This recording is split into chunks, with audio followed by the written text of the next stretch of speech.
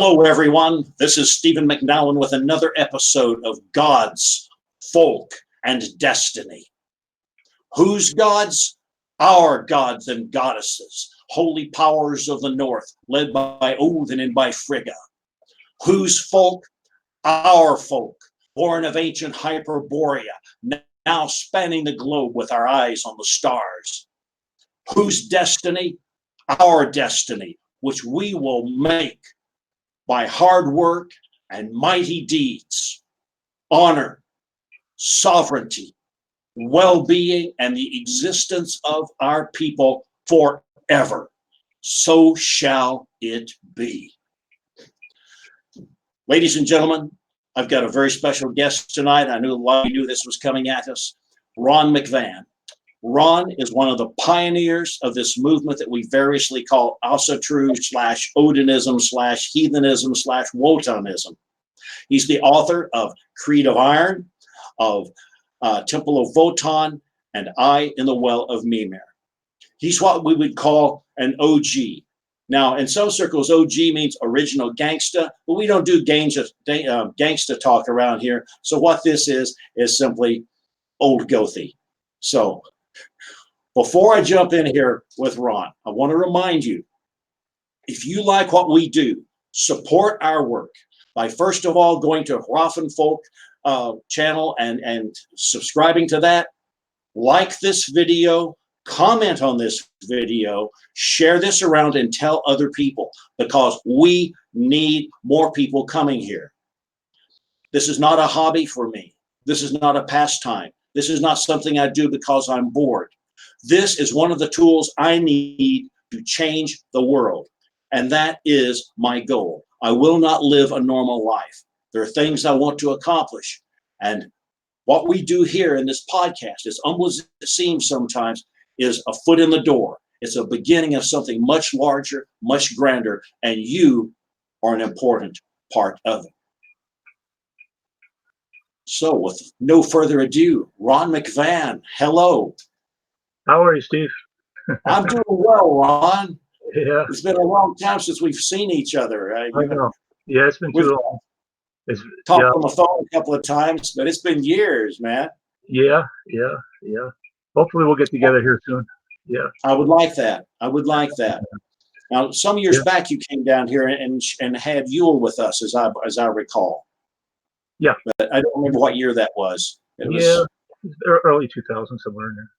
Yeah, something like that. Yeah, 2004, something like that. Yeah. Well, look, I'm really glad to have you on here. Everybody knows you as an author, but you're so much than that.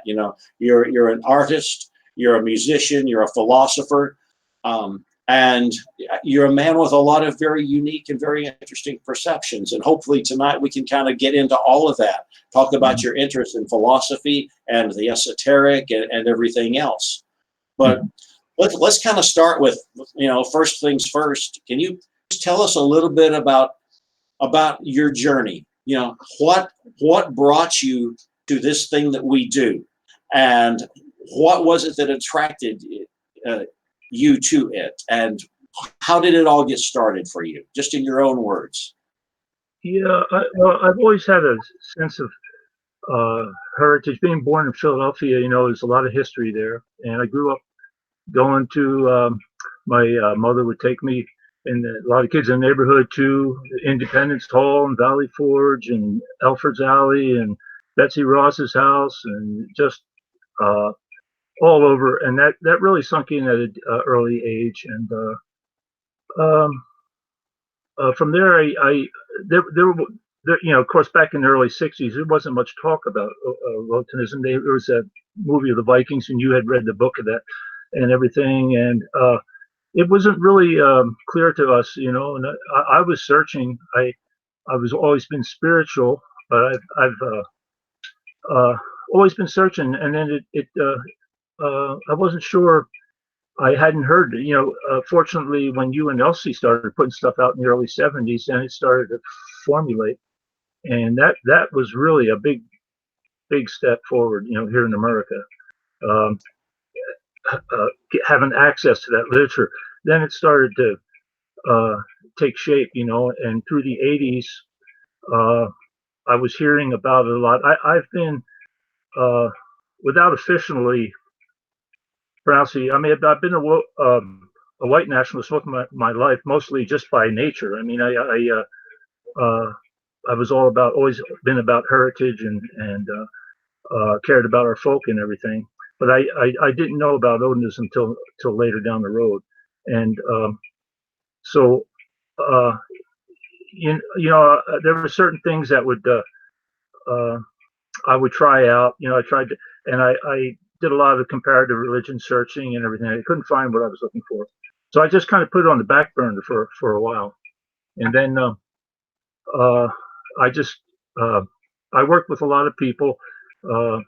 That the nationalists at the time, they've kind of made nationalists a dirty word. It wasn't a dirty word. Should never be a dirty word to be to be concerned about your people and your folk, and every really, if you get right down to it, every race on the planet just seems is nationalist. Japanese or national, Chinese, the Jewish people, the Africans, everybody's nationalist, but for some reason, we can't be. Nationalist is a dirty word for us, but um, we, it's it took a while till I guess I'm trying to think of the key. Uh, I guess uh, David. Let's see. Well, let's see. It was about uh, early. Well, you remember Elton Hall, right? Elton Hall. Yes. Yeah, and he had been in Odinism for a long time. He was kind of my mentor. He I met him in Olympia. He came and we met at the Denny's, and he had quite a background as a nationalist, but he was deep into Odinism. He was a friend of LC, and he knew you. I guess he knew you before he met me, and um, he was telling me about Odinism, and he was showing me his wood carvings of Viking stuff. I thought, boy, this fits me really well because I need something to express, through my art, and put all my talents. Because I had tried earlier in my life to take paintings to galleries, and it's so political that it's just a turnoff. People aren't into art for beauty. It's all political. And I got, after about 15 years of traveling around America, uh, exhibiting in galleries and stuff like that, I just burned out. And uh, when I met Elton, that was at a key time. I think that's what really started it. And so he was, we were talking about it and everything, and then he invited me to a gathering where you attended, and in Portland, Reinhold had Clinton had a kindred down there, and it was the closest kindred to where we and Elton and I lived in Olympia, so Portland is about 125 miles, but not that far away, and so uh, we started to. After our first get together, and the one that you attended, uh, then we started building the kindred, and so uh, and then you attended a few more with us, and I was really I really appreciate what you were doing with your room workshops, and you added a lot to it, and we were breaking a lot of new ground as a kindred in those days. We were trying out new things, having opera singers. I think when you were one of them there, we had an opera singer singing while we were doing sword dances and everything like that, And then Yes. yeah, you remember that, yeah. Most people will never understand how theatrical a lot of that was. Right. Remember, we had the opera singer, and she sang Wagner as Yeah. the ship burned on the pond, and I mean, Reinhold really kind of went in pretty big on that sort of stuff. Yeah, it was always very I don't know if interesting. you remember it. That I think the guys were with us on that one because when we did the sword dance and we crossed the swords and the sky was just perfect. It was like a stormy sky and everything worked. I wish we had better recording equipment. Now they have better cameras. Now we were fumbling around with these big giant VCRs and all that. But yeah, so that was a memorial time, and yeah, we tried other things. I can't recall, but our thing was to have more than just a bloat ensemble, but to actually put a drama in with it and um, make it something more special.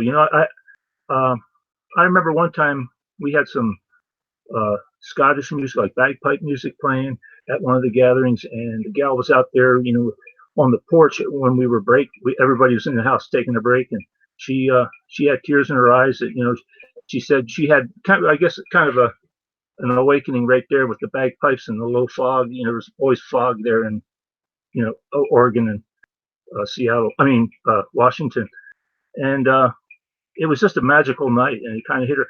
That's how it creeps up on you, when your ancestral blood starts to stir. Certain things like that really open it up.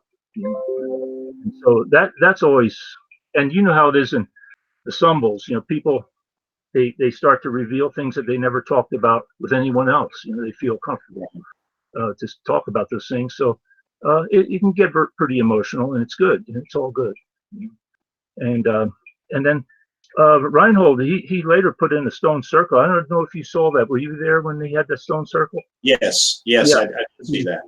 Now he's in Maryland, and he's got another large circle, and these are huge stones. I mean, 16-foot high, 6-foot girth, or whatever. It's very. It gives you chills when you have those standing stones and a fire at night, and you go out with torches and stuff like that. It's wonderful. It's just, and so that was that's the one thing I really liked about the whole process, is that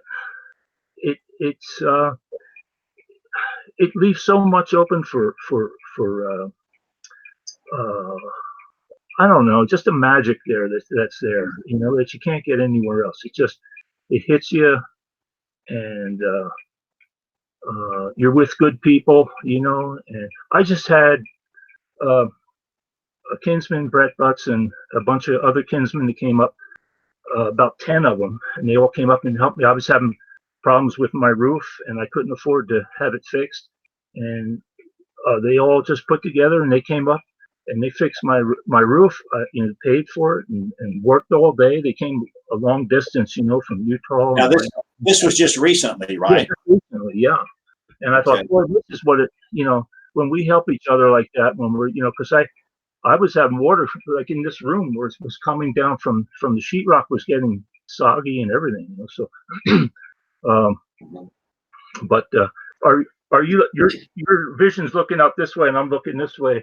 Is I don't know how it looks from your end. But. No, I don't know. It's all good. Okay. I mean, I got you right there where you need to be. It's all cool. Yeah. But So about when was it that you wrote Creed of Iron? It was about what was it? 1998, I want to say, or no, maybe earlier. I can't recall offhand. Because Temple of Wotan came out just before 2000, and okay. Yeah, I had I had sent a lot of those Creed of Irons out to people that I thought might be interested at the time. That and some of my early mentors. I don't know about you, but when I grew up in the 50s, the Hercules movies were a big. I mean, that was awesome for a child. To see Steve Reeves up there pushing columns down. I sent him a Creed of Iron. I sent I don't know, just a bunch of people. I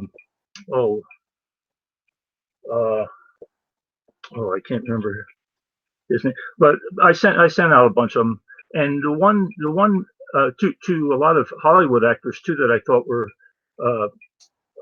had a consciousness about their folk, and the most gracious was Charlton Heston. He wrote back. We got into a letter writing. I made him a beautiful silver hammer. He said he had his the Temple of Wotan on his desk, at all times, and that was an honor. I mean, when I first wrote to him, I didn't even know how to write to him. It was just, he was awesome, and but he like I tell a lot of people, he did a a movie called Warlord. I'm sure you've seen it. That Warlord, did you see that in '65? Yeah, that was a wonderful movie. And so yeah, that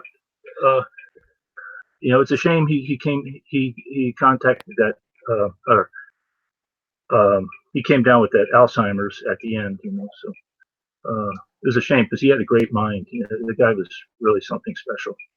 And so, but yeah, getting back to the camaraderie, that's a big thing. Our people, they look out for each other. I mean, if they can help you, they will. If you got a good kindred, I see that you're also two kindreds are doing like food, distributing food in the neighborhoods and stuff like that. That's like a food bank. Is that what is Yes, going on there? Yeah. we do that once a month out of the Hoff in Brownsville, and it's run through a larger network of agencies that pass all that stuff out. And they asked all the other churches in town if they would do it, and they all said no, we don't want to do that. And they asked us, and we said sure, we'll do it. And it's blast, you kind of get to see the other side a little bit. It's easy to look down on people that are in need, and I think that's something to get through, because I think that the Hoffamal would urge us to to take another look at the humble and lowly, because you don't really know their story, and you haven't lived in their shoes. So I think it's one of the best things we do. Yeah. I had times when I was traveling around the country. I had a route. I would go down with my artwork. I went down the West Coast. I would go to San Francisco, down to Las Vegas, down to or do LA and then Las Vegas, and go over to Albuquerque, down to New Orleans, over to St. Petersburg, and then up the East Coast. And I followed the weather going around, and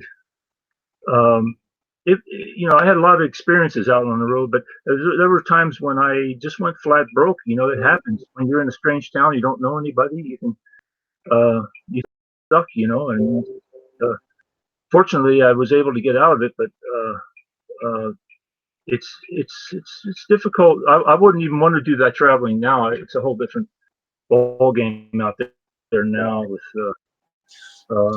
yeah. So you've been doing your artwork for a long time before you got interested in Odinism or Wotanism or anything, right? Yeah. Yeah.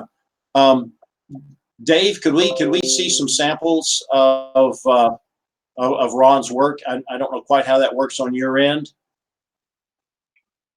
See if he's. Yeah, and if maybe we can bring those up one at a time, and Ron can just tell us a little bit about what they are. Maybe would that work? Okay. Yeah. Tell us a little bit about that. I don't guess I'm supposed to be able to see that, right? Because I don't. But okay, good enough. I trust you. Tell us a little bit about your portrait work. You've done a lot of stuff in oils. Yeah, I enjoy doing portraits, historical portraits, and of people that I admired in history. I've done Shakespeare, Nikola Tesla, Sam Houston, on and on. I really like that the most. I think because it serves two ends. I mean, you're getting to work at your painting skill, but also you're doing something that's in honor of these people. Honoring these people. So yeah, the Frank Lloyd Wright. I did a number of paintings when I was in Las Vegas. A friend of mine owned the House of Fine Arts on Las Vegas Boulevard. Well, he shut down his business around 1985. But so we actually went to work for. He and I worked for Richard Harrison at the that's on the Pawn Stars show. Back then, it was just Richard and his wife and I and Zem, a painting friend there, and then there was a big biker guy who did the jewelry work there, and that was it. That was pretty much the whole thing.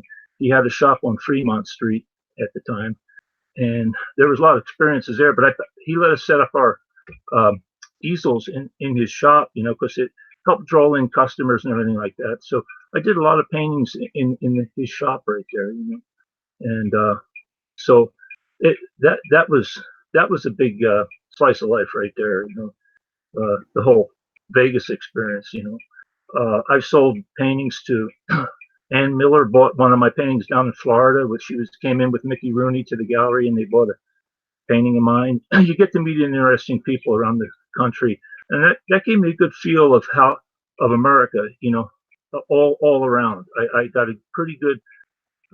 I traveled every state except probably Maine. I guess Maine. I never went up to Maine, but I got a good feel of the country and what was going on, and meeting people. That's I love to meet people, and I love it when they come by to visit here. I had a great time with Brett and all the gang when they came up and did the roof. That was a wonderful time. And everybody that comes up, we always have a good time. It's good. Yeah. Yeah. Yeah. Yeah. I'm sorry. Say again. What do you have?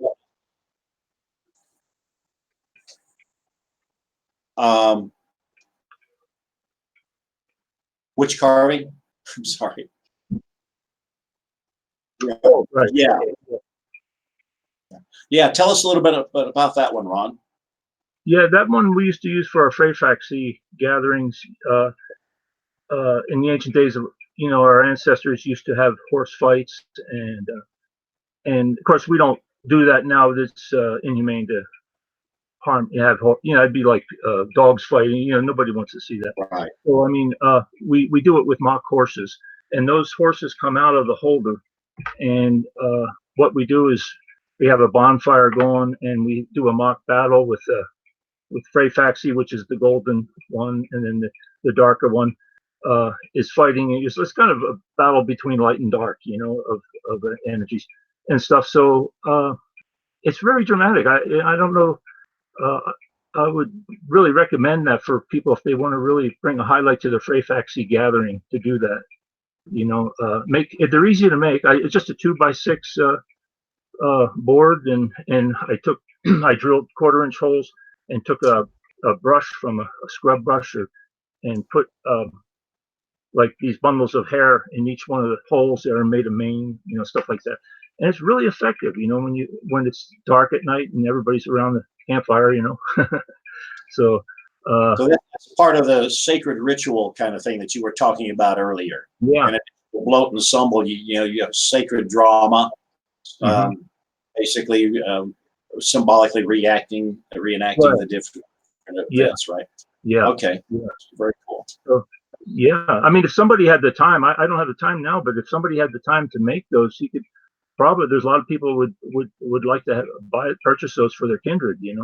Right. Right. Yeah. So that's what that's all about, anyway. Yeah. Okay. Yeah. So, Dave, what else we got?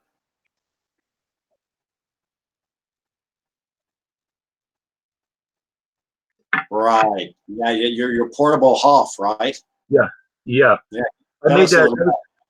That was a prototype. I was thinking about mass producing, and when I had Wotan's folk, and we were making all kinds of things: drinking horns, rune staves, chaps for your arms. I mean, you name it. We were just on the verge of starting or doing a color catalog of all this stuff. That would have been fantastic, but we had to break up at that time. But yeah, the thing was that if you look at that altar, it would take a lot of hours to make one of those by hand, and you'd have to charge too much. And I just figured if you try to make it out of plywood and make a real quick version of it, it's not quite the same. Because the oak wood and the ash wood, that's all spiritual, that I would sooner have I know for myself, I wouldn't feel right with plywood, and just I don't know. I know in the battlefields, guys use plywood, but they can take a lot of punishment. That's one thing good about plywood. But yeah, I just saved that one for my own use. I have it set up here in the room right here, and it was a joy making it. It was just, you get because my idea was like if somebody's traveling, say if you guys were having a gathering And if I were coming down, I could. That all closes up into one little pack, and I can carry it with me on the plane. I could come down, set it up as a backdrop, and we could do a ceremony right in front of that. You know, I mean, it's real handy that way because you got everything in there that you need. And yeah, so it's another thing. I hope some of the younger folk of uh, our kindreds and stuff, they will, you know, start putting their heads together, thinking what they can create for their kindreds. You know, for these things come by necessity. I mean, just a lot of this stuff. So yeah, I like this one, but I don't think I to make another one it just take too long. You know, just too long. Yeah, I hear you. Yeah, yeah. So All yeah. right, Dave, what you got for us next? Okay, I guess this is a good time to talk about your books. So Temple of Wotan was actually first. Is that correct? No, the Creed of Iron. Okay, that's kind of what I was thinking. Yeah, yeah, Creed of Iron, and then Temple of Wotan, and I want to apologize since we're on the air right now. I want to tell everybody that I don't have control over that Temple of Wotan anymore.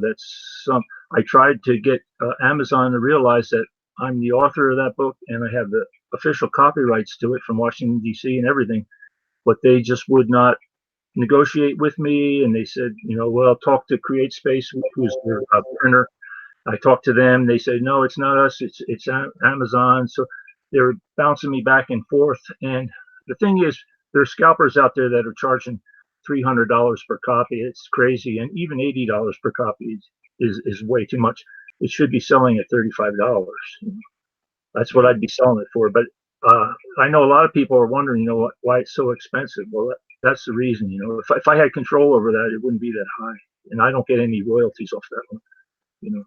And it'd be really great if somebody who's listening to this would be in a position to help unravel that. I mean, it seems to me that what you need is a lawyer, you know. Yeah, that's what I figured it was coming to, you know, a lawyer, hiring a lawyer. Yeah. You know, it's hard when you're on fixed income. It's, you know, it's, right. Yeah. So, but I think that's one thing that I know you don't like to brag. You know, you're really a very modest man, but I think that most people do not realize that your whole life has had this spiritual orientation. That has been your motivation. It has not been making money, except what you need to get by. You're not at all a materialist oriented. No, it's the nature of what I do forces me to be a little bit material because when I do my music, I have to have my equipment. So I got all this musical equipment, and then when I have to have my shop to make the stuff in, so I have all these tools and stuff, and then I have to have research for when I write books. So I got books everywhere. You know, it's almost getting comical now. I got them under the beds. I mean, I open a door and books fall out. You know, I'm out of room. You know, I just love books. Once you get addicted to books, I've been collecting them since the late '60s. You know, so it's oh God, Ron, I got stories to tell about that because it's the same way around here. You know, if you just kind of casually walk into our living room, you'll see there's a whole lot of books on shelves. But what you won't see is that on the just beyond the end of the sofa, nobody can see it. There's another stack like this, and I don't want to put them away in storage where the cat wants to hide because I need them. You know, I'm it's kind of my active ones. You know, right? Yeah, that's the way it is when you love books. Yeah, it is. Yep. I still go out. I mean, I'm constantly going out to secondhand stores and bookshops. I can't stop the thirst for it. You know, and there's just and I loved. A lot of the books on the ancient mysteries are very pricey now. You know, in the early days, they didn't cost that much, but now it's very expensive. Any books by Manly P. Hall, you're going to pay a heavy price on that. Right. And right. I just recently got one called The Temple of Man at a used store for 75. It was a big, gigantic. In fact, here, if you can see that. Can you see this, Steve? Can you see this from where you're looking? Yeah, you hold it back a little farther. I mean, I can make out the title. Yeah, Temple of Man. It's by Schwaller de Lubitz. He's a Egyptian scholar, but it's more than just Egyptian history. It's got just the philosophy and everything in here. It's 2 gigantic books, and I got it for 75. I knew it was a lot less than what it'd be new. I looked it up on the internet. It's $250 new, So, but for me, it was what I couldn't leave the store when I saw this. I had to get it. I mean, there's some books you just cannot walk by, and yeah, I remember let's reading. See what Dave, pardon? I was going to say, let's see what else Dave has for us right now. Okay. Oh, okay. All right, that's good. Okay, so yeah, I was looking through. Let me go get my copy. Stand by. Okay. Off for just a second. I got the copy of I in the Well of Mimir that you said, and I've read at it. I haven't read the whole thing by any means, but this is the last one that you published. Yeah. And thumbing through here, I mean, I won't even try to get into the theme of it. It's just its own unique thing. But I am struck by all the people that you cite. Using fair use clauses. And there's a wealth of material in here. You quote everyone from Miguel Serrano to all some of the poets that we all get, Emerson, and ones like that in school, and Manly P. Hall, and you name them, they're all in here. And it's just it's a trip. Yeah, really. Yeah. I had fun doing that one, and it leaves you some freedom because it doesn't have to be all by the book and historical. There's room for some fantasy in there, but the main thing of that whole book is to there's a theme behind it all. I mean, there's a lot of knowledge in there. It's not just a novel, and it's to bring people to a conscious awareness of where we are today.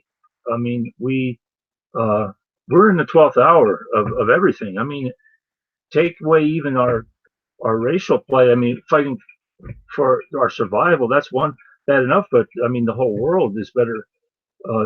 You take a look at the new crew of youth that are coming in that are going to be filling the shoes in government soon. It's scary, that kids don't know a lot today. There's a lot of these colleges and universities are just not educating properly, and they're trying to make protesters out of these kids and use them for political tools, and they're not getting good knowledge, and I don't see how. You were a teacher, so what's your feeling on that, Steve, as a teacher? It's been years since I was a teacher, and I was a teacher in junior high school, and back then, 20 some years ago, it was not that bad at that level. I could teach okay, and I did what I could. I taught science and mathematics. It's kind of hard to screw up mathematics. Science was fun because we shot a lot of rockets because I liked shooting rockets.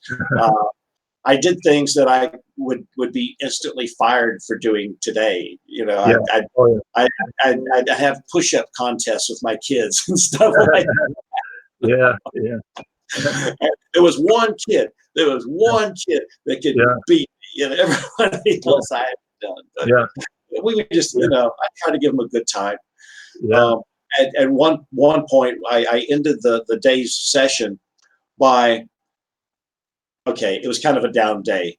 So I taught them the jump commands for a mass jump to exit a C-130 aircraft. And when the bell rang, they all exited, using the procedure.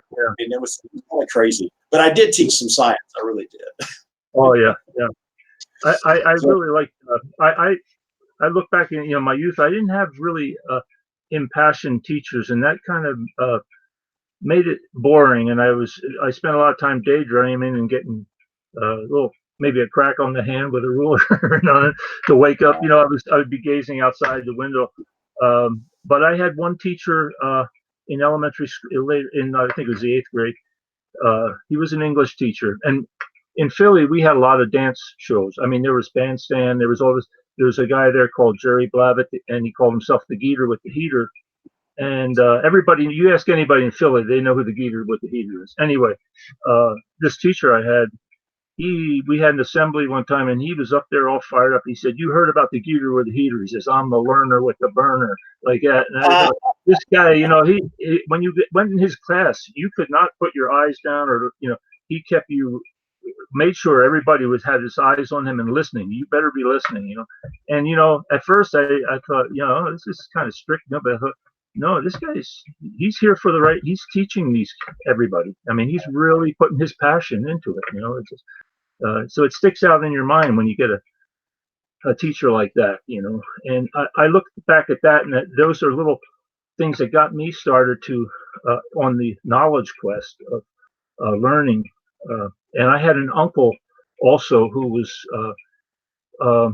he was quite a guy. I mean, the guy was very unique. I mean, he looked like Earl Flynn, and he'd been in all the ports of the world, and he would tell me about, he'd show me his library all the time, and he would always give me books and stuff. And he taught me he was the first one to really teach me about world politics. I mean, back in the 60s, and I was just enjoying the American dream back then, muscle cars and all that stuff. And here he was telling me stuff I had never heard, and so he was always trying to help me, push me along.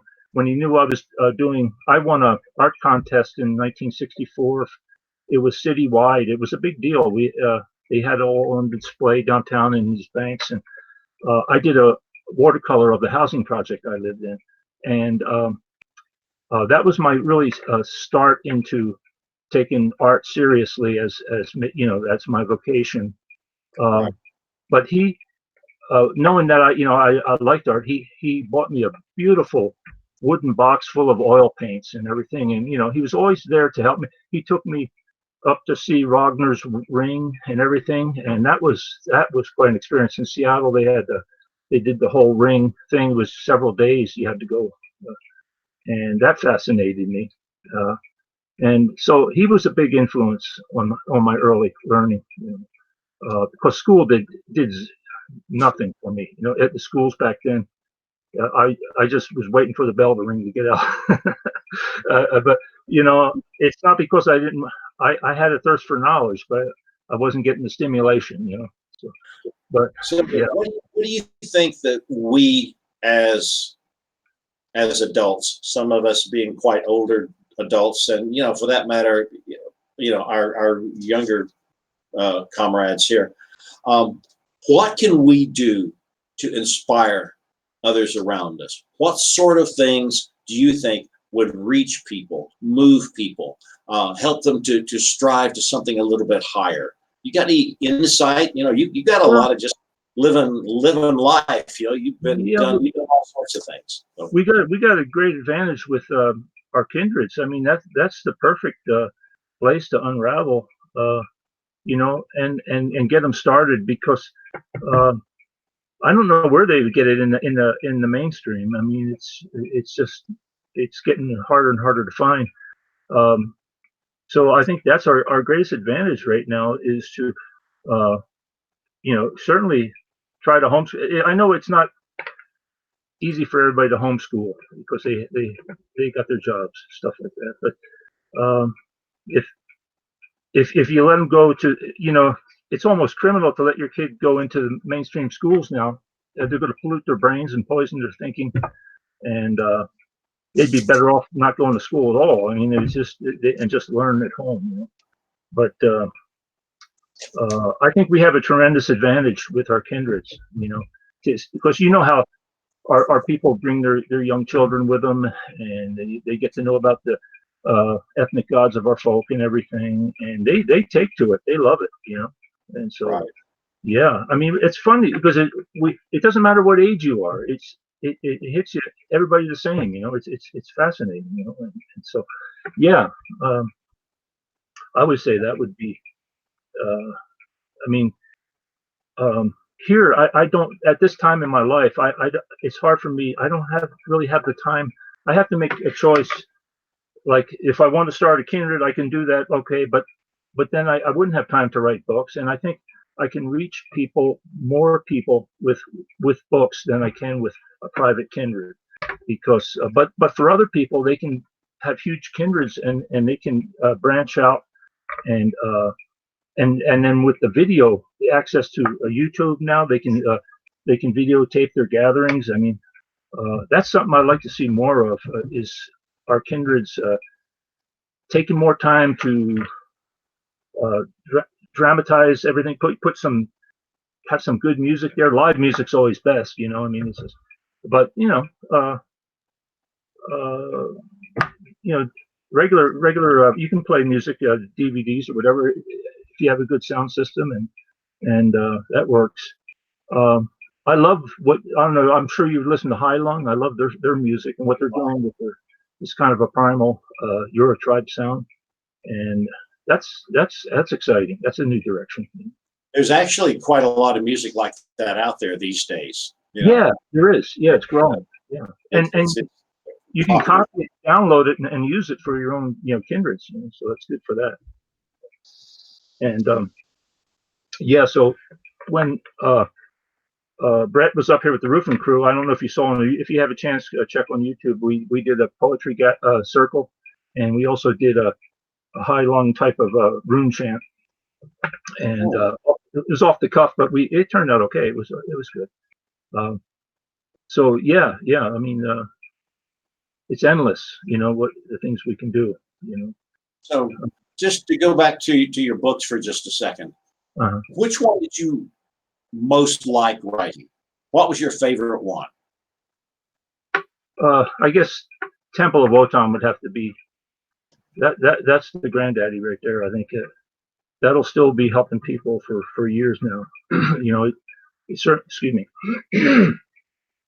It certainly helped. I had a prison outreach for 20 years, so a lot of prisoners got their kindreds together there with that book. I mean, that book was essential for them to do that. And so, yeah, that book's got a life of its own. I only wish I could do something about getting that price down for everybody, because it's just too much to be paying. But this new book, I and the Well of Mimer, that's the first novel I've ever done. But it reads, if you've read into it, it reads more like prose. I guess it's more like, and there's a lot of dialogue in there of exchanging knowledge with the characters, and so I really recommend. I mean that every Kindred at least give it a shot, and it's getting good ratings. Are people? I haven't heard anything bad said about it. It's there's something there for everybody to learn from. But yeah. So when are you going to write another one? Well, I set that book up for a book 2 that will follow that up. The main character realizes that he's the chosen leader to hopefully bring the world out of the morass it's in, and so on the second book he'll come back in. He left that the hollow earth where he was talking with his intelligent beings down there, and they let him know what his purpose was in life, and now he's out. Now this next book, he will unravel that part of how he's going to do what he's going to do, and to take it on. It's very close to reality. It's very up to date with today. I don't know if you've been following. There's been a lot of mystic. I don't know what you call it. Mystery surrounding Antarctica. There's a number of things down there. I mean, you got the hollow earth thing. They say there's lots of UFO activity down there. There's lots of wealth or resources down there. Gold, silver, under that ice. And they say now lost civilizations are also as the ice melts, it's going to reveal more of that. Because at one time Antarctica was full of trees and it was like a regular forest, But So it's exciting. It's exciting times to live. I've heard you say that too, and I agree. It's very stimulating to be at this time in history. It's sad to watch our people every day be the onslaught against our people and culture every day. That's hard to bear when the media is controlled, the news, everything is working against us. So we anything we can do to bring back the roots. And I think I remember years ago I was reading through a Celtic book, and it said in there, "Go to your roots." That just hit me between the eyes. That just I thought, yeah, that's what it's about. You take away the roots, the people forget their culture, they forget their heritage. And so it's our duty really to make sure that doesn't happen. So I don't know about you, but I know that, and to a lot of our listeners, this is going to sound like two old geezers talking, which actually is the truth. At this point in my life, I'm counting, how many good years do I have left? Right. Yeah. I want to know, what can I do that will have the most benefit for my people in the years I've got left? And is that going through your head too? Exactly. I wake up with that in my head every morning. It's not a morning I don't think of that. I think, okay, a full day today, and at the end of the day, I have to ask myself, what did I get done today? Did I do anything worthwhile that for the interest of this whole? It is about. I hope it doesn't come to reality that this country splits apart in civil war again. That would be terrible. I mean, it was bad. That first one was bad enough. That's families fighting their own families, and like I was talking to you a while back, the North was just as complicit with slavery as the South. The South. They always say, "Oh, the Souths were into slavery and all that." But they were selling their cotton in the North, and the North wanted it for as cheap as they could get it. So they were all complicit in it. They were promoting slavery just as much as the South. So. And the Civil War really wasn't really about that, as you know. It's there were a lot of other factors. The Rothschilds families financed both sides, North and South, and they were making money with bankers, like most wars. But I would really hate to see a civil war in this country. And I thought things would gradually, everybody would kind of graduate up a few notches and get away from this divide we have, but it doesn't look like that way. It looks like it's going the other way. Well, I've given this a lot of thought. Mm-hmm. Just my own perceptions. Obviously, I've been doing this sort of thing for a very long time. Mm-hmm. I mean, even 20 some years ago, I was heading up a group out of the Bay Area called the European American Issues Forum. And immigration was our big concern, and we all had this impression that the danger was way down the road, right? Down the road, because hey, people like us are going to be a majority till into the 2040s at least, according to projections. Mm-hmm. But I've been watching a lot of stuff recently that says that's not really the point. The point is, where is that concentrated, in what states, and how will that affect the electoral situation? So, not to get too deviated off into politics. So let me back up a bit. But basically, I just want to agree with you that yes, a civil war would be not just a national disaster; it would be a civilizational disaster. Yeah. Because while we're busy shooting at each other, China is going to do their thing. Right. Yeah. China doesn't think in 4-year cycles. They think in centuries or millennia. It's all about they are to be the hegemon. The place that everyone else brings their tribute to, and we can't allow that either. So we need a more elegant solution than a civil war. Just speaking as a soldier, we don't want to go there unless there is no alternative whatsoever. In which case, you do what you have to do is to die with honor. Right. But ideally, we can wake our people up. And that's what I want to do. Mhm. People like you and me and people half or a third of our age, Yeah. we got to reach them all. We got to mobilize them all. And I hope that all the young people listening to this will hear something in my voice other than just, oh, there's an aging boomer bitching about the situation, because that's not it. There is so much more to this. Yeah. We can do this. Yeah. We can do this, but we have to get off our asses and do some work and fight like hell with the means that are available to us. Right. That was kind of my rant for today, I think. Sorry. Yeah. You know, it's, with the new generation now, they got places where they can go cry in school and all kinds of, they want to be pampered. Like, it's hard to, when we grew up, men were men, you know, men were men. And they're still out there. They're yeah, still out there. I mean, I see guys that are into UFC and bodybuilding, you know.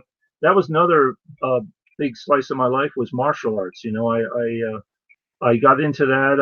I kickboxed, and I that was a big part of my life, and I really enjoyed it. Then I had in 1990, let's see, 2 or 3, I was building a cabin for some people up in with a construction crew, and up by Mount Rainier, and I was 30 feet up on a scaffold, and it got jerked out from under me, and I fell all the way down onto a plywood deck and snapped my leg in half, crushed my ankle and everything. So I still got my power foot, my right foot, but I got that other foot. You know, my sparring days, everything like that, they're over now. But I still loved it. That was a big love of my life too, you know, martial arts. Right. And so, but yeah, and there's a thing I put up this morning on my. By the way, I you know, I don't know if everybody knows that you and I both got kicked off Facebook permanently. You know, so there's no going back. So I guess you're on what? You're on Gab or what? I'm on Gab. I'm on VK, and I'm on MeWe, same as you. Yeah. I'm gonna. I do what I can, you know. Yeah, VK is my next venture into that. I tried to get in before, but they weren't accepting my password, and I just got frustrated. But I got to try it again. I got to get on there. I hear that's probably the best of them all, I guess, from what I hear. I don't know. Well, it takes somebody 5 minutes to set up a MeWe account. Those are so easy. So people that want to take a look at the things you post, and you post some great stuff. You post some very inspiring stuff, and that's something I want all these listeners to hear. Is that overall on MeWe, take you 5 minutes to set it up, and it's worth it just to see the stuff that Ron McVan posts. A lot of it is your own work, and you know, it's some of this stuff you've got laying around the house. Yeah. I got lots of stuff. Yeah, very inspiring. I mean, that's you're always on the up. You're never putting out downers. You're always optimistic. You're always idealistic. You're always pushing forward, which is something I really admire about you, because it's really easy for people like out there, myself included, to get kind of black pilled sometimes. Yeah, it does. We have our days of depression. You know, you see when you just see it all coming back on you through the media channels, and you think, geez, man, we don't even have a say in anything. No, you just put up a video where you went down to Dallas to speak, and they only gave you 1 minute. I mean, 1 minute. What? That's like an insult. Well, it's true. I got 1 minute to talk, and I'm glad you saw that video. I think it's an interesting. And if for anybody who hasn't seen it, it's on Red Ice, and it's called The Battle of Dallas. And at least, well, 2 things really good came out. Yeah, I got 1 minute to speak, but I managed to tell people that I came all the way from California to be there to speak to them for 1 minute because I care. Right. And the other thing that came out of that was that I got to build bonds with really good Asa True type folks, and as well as political folks out there. I slept on people's floors. They bought me meals. They lots of ramen. let me use his car and drive it around. So So Yeah. it's folk. It's folk, you Yeah. know. We Yeah. stick Oh, together yeah. with- That's a good thing. Yeah. Yeah. Yeah. It was worth the trip. Just the whole gesture was good. Yeah. Yeah. I wanted to give them another gesture, but I can't show you that one here. Okay. But, Actually, there are a yeah. couple of mine. Yeah. But that would have not helped me communicate my mission, my message. So Yeah. you got to adjust it to the audience. You really do. Can't go off and be a hothead. So I, unless there are okay. situations where that works best. But Yeah. if I've propaganda. never been to the Alamo, Steve. I hear it's not what people think it is. Is that true? There's not much left of it down there. Well, I think there's as much of it left as there has been at any time in recent history. Okay. I'm sure it's changed a lot since I was there. I want to make another trip back there. I want to make another trip to the Alamo, but also it's important to go to San Jacinto, which is mostly just an open field and a very tall monument. But that's where a few weeks after the Alamo, our guys, speaking as a tech, kicked major butt on Santa Ana and tons and tons and tons of Mexicans. Yeah. Yeah. And the government didn't help on that, did they? The government didn't help in that, was it? Yeah. They asked for help from the government. They wouldn't give it, from what I understand. Yeah. But I've got something I want to say to everybody here. We're running about my hour that I normally do. I'll call you back on in just a minute for final comments and stuff. I'll kind of wrap it up and see what Dave's up to behind the scenes there.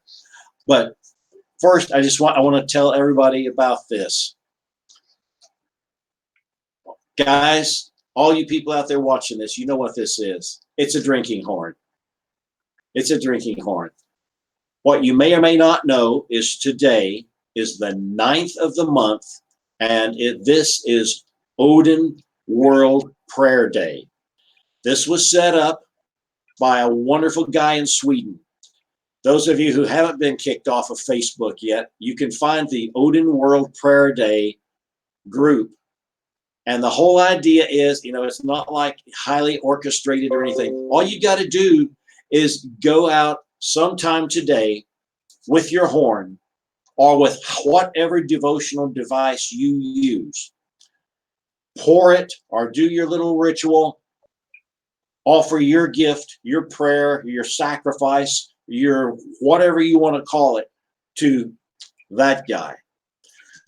And you will know that there are hundreds, if not thousands of people all around the world doing this same thing. Odin World Prayer Day. It's an awesome idea. I post about it, so some of you will have seen that. I always try to post about it and support it.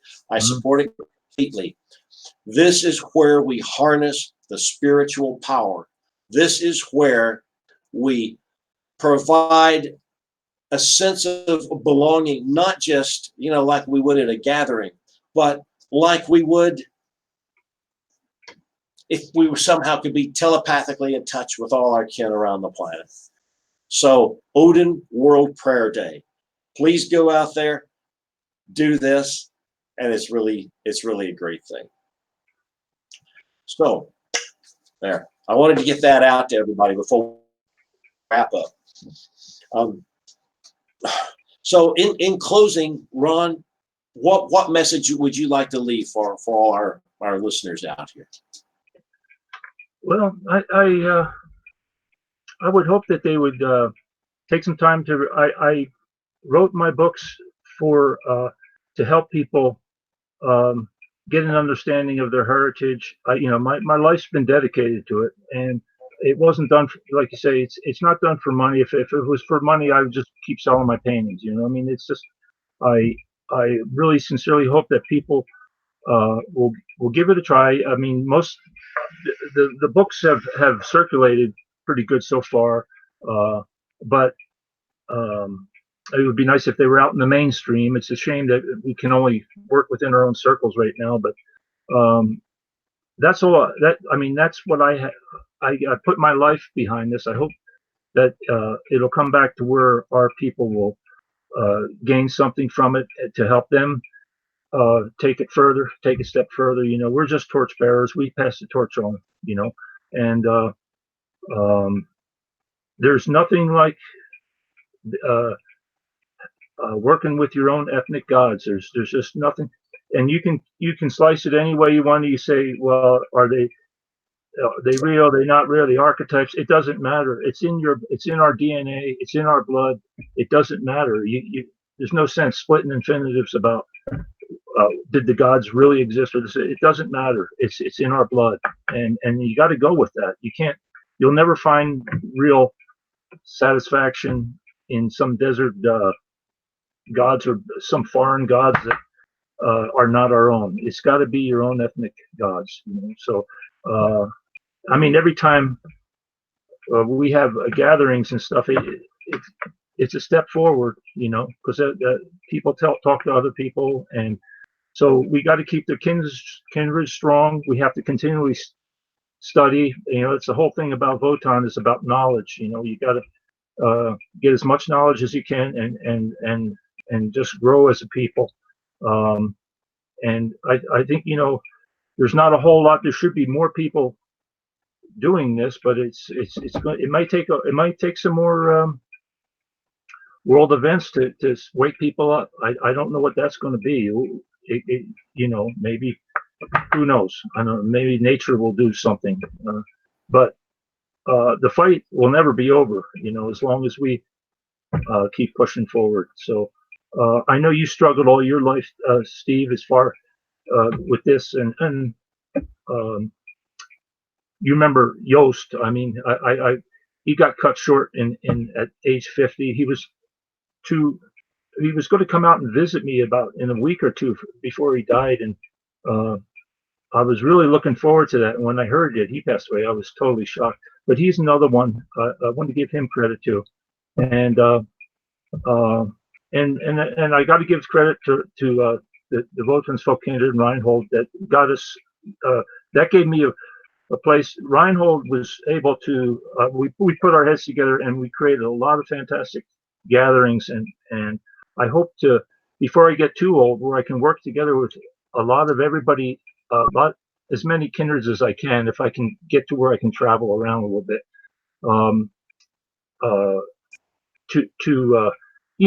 just come and work with people and help, the best way I can.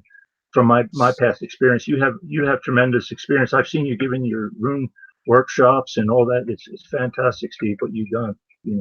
So are you capable of traveling at this point? I mean, physically, are you good enough? Yeah, I mean, my health is getting a little bit better.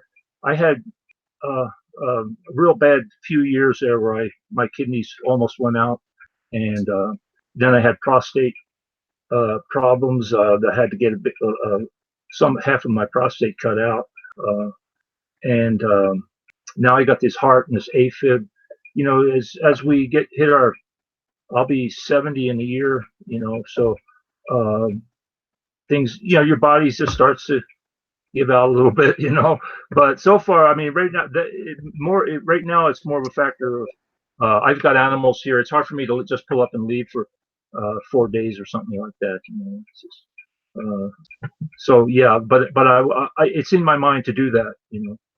And certainly when anybody comes here, we'll do something together here.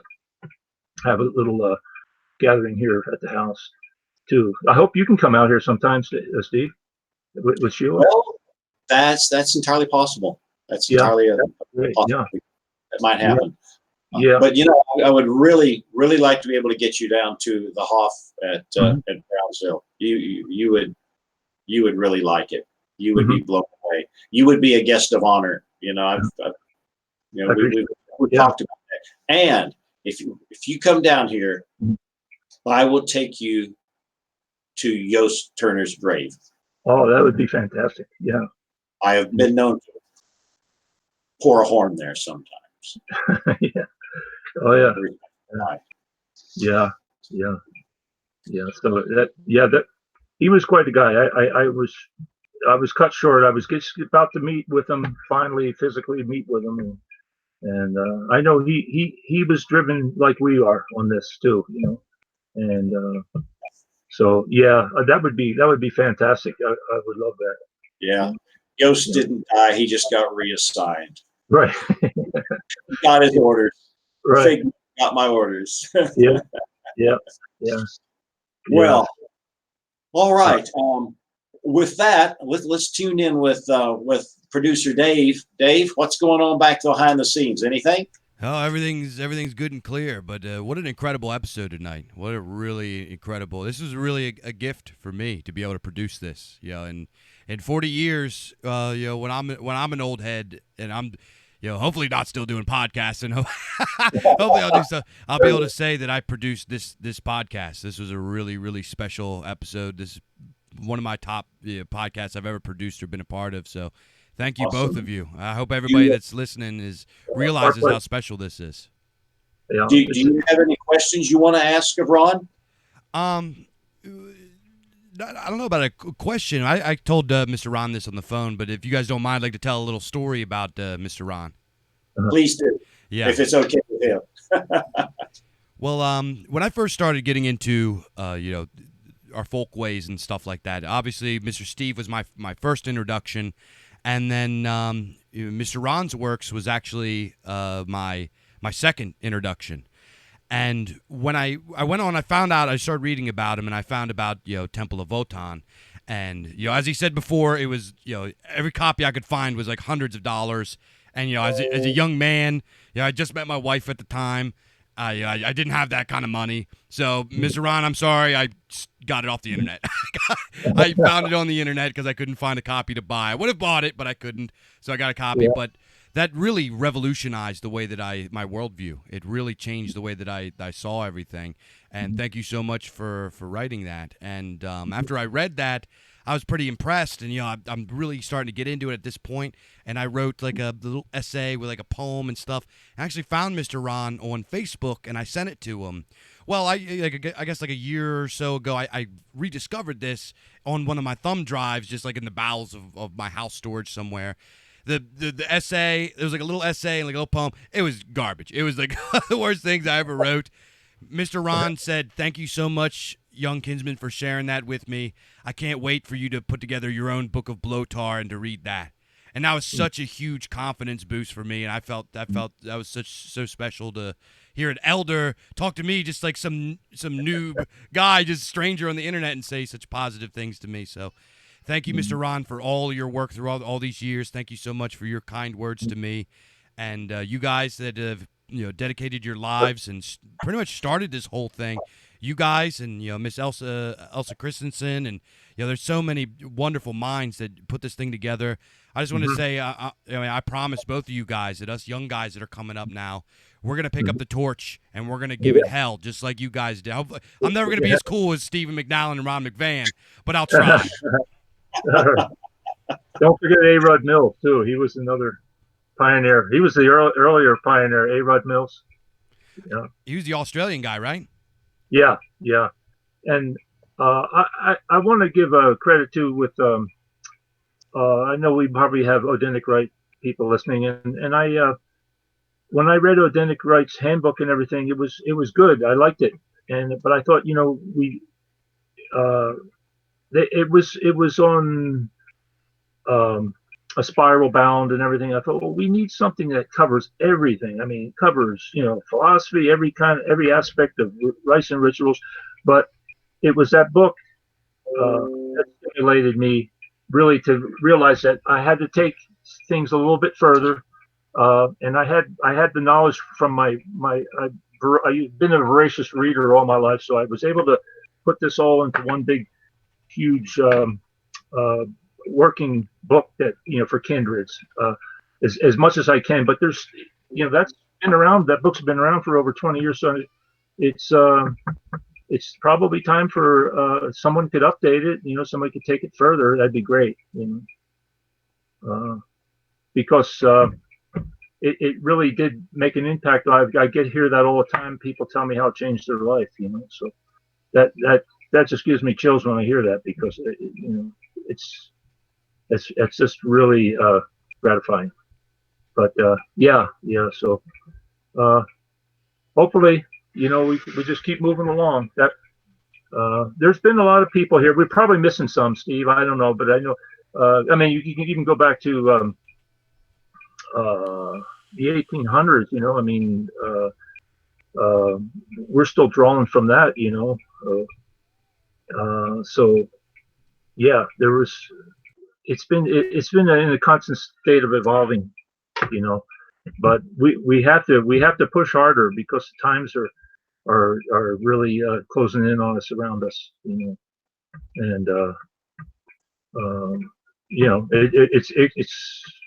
it could mean our very survival. We could go extinct in a very short time. They say in 50 years we could be extinct. But that's. I appreciate. Steve, I've never really been on the show like this before, so it's all kind of new to me. So, but I'd like to do some more later now that we broke the ice a little bit here. Well, I think that's a good idea. This is your first one ever? Yeah. Okay. Well, I hope that a lot of the people who are listening out there who have their own podcasts are going to say, hey, this guy deserves to be heard, which is definitely true. There's a lot to talk about. It's hard to condense everything into one little session here, but I feel comfortable being able to talk to you guys and talk to everybody out there. I hope something was gained out of this. I mean, So people can find you on MeWe. Is there any other contact information you would like to provide to them? Do you have for the books, if you go to Amazon, Ron, just put in your Google Ron McVan books, and the Amazon page will come up. And you click on the Amazon page, and that'll open up my list of books that I have through Amazon. And so that would be one thing. A lot of people have. I've talked to a lot of people. They said they just didn't know how to get to those books, because it's all online. Right. Right. I do have a quick question, if that's okay. Okay. Yeah. So, Mr. Ron, is Robert E. Howard the best fantasy author or the best fantasy author ever? I've got books of. In fact, I just got this one. Here, can you see this book? Can you see this book? Can you guys see it? Yeah, we can see it. Awesome. So I get inspiration just more on just a more surreal. I like the whole Conan theme, and I've had an article out for a long time. There was a King Conan historically. There was a king named Conan, but of course Robert Howard. It was his own private fantasy of how he perceived it, but he did his part in his own way. I mean, that first Conan movie, that's still I go back and watch that. I just love this. That sound score is still my favorite all time. I mean, that rivals Wagner to me. Oh, Ron, I gotta interject something here, because it's such an interesting quote, coincidence, unquote, that Dave just brought that up. Mm-hmm. Because I've got a video that'll be coming out on Red Ice relatively soon. I hope to actually tape it in the next couple of days. And the title is tentatively something like Conan, Texas, and Me. Because I was born 50 miles from where Robert E. Howard wrote. Oh, right. Yeah. And I've been to the house where he wrote. I even was able to go down to the archives and with gloves on and all that to handle the manuscripts, the originals, dude. If Robert E. Howard had not prepared my heart and mind and soul and caught me at that teenage, hormone-driven boy time that I was at, I probably would have never picked up that Viking book that made all the difference. Yep, so, I'm gonna wax mystical about Texas for just a moment. There's something about Texas. There was, if I may say so, I had a little bit to do with bringing back the exoteric aspects of the faith. And approximately the same time span, Edward Thorson was over in the Dallas area, and he was soon to be doing that sort of stuff. Of course, he and I weren't in contact till like the 70s or so. Mm-hmm. But and then you got Robert E. Howard. There's something about Texas. It's archetypal. It's Alamo. It's San Jacinto. It's wild men who just will not listen to reason. Yeah. Hell yeah. I like Arnold's line. He goes, "When I die, I will go before Crom, and Crom will ask me if I know the riddle of steel, and if I do not know it, he will kick me out of Valhalla and laugh at me. That is the power of Crom, high on his mountain. Stronger than Arnold, stronger than Franco." No, it's great stuff. Great stuff. Anybody who's not reading Robert E. Howard needs to go do it. Seriously. Oh yeah, he's an inspiration. He's an inspiration. Yeah. And Frazetta, I've always been a fan of Frazetta. I reproduced a lot of his paintings to a T, and I sold them.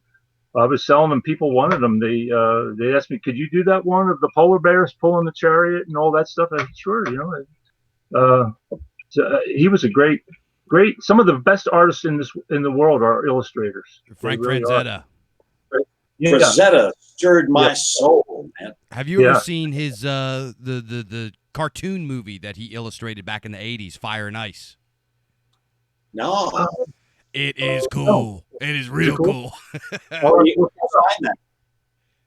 It's I believe it's on YouTube. It's called Fire and Ice. It was I think I don't know all the detail. I'm pretty sure it was like hand drawn by Frank Frazetta. It is cool. It's all barbarians and all that stuff. Yeah.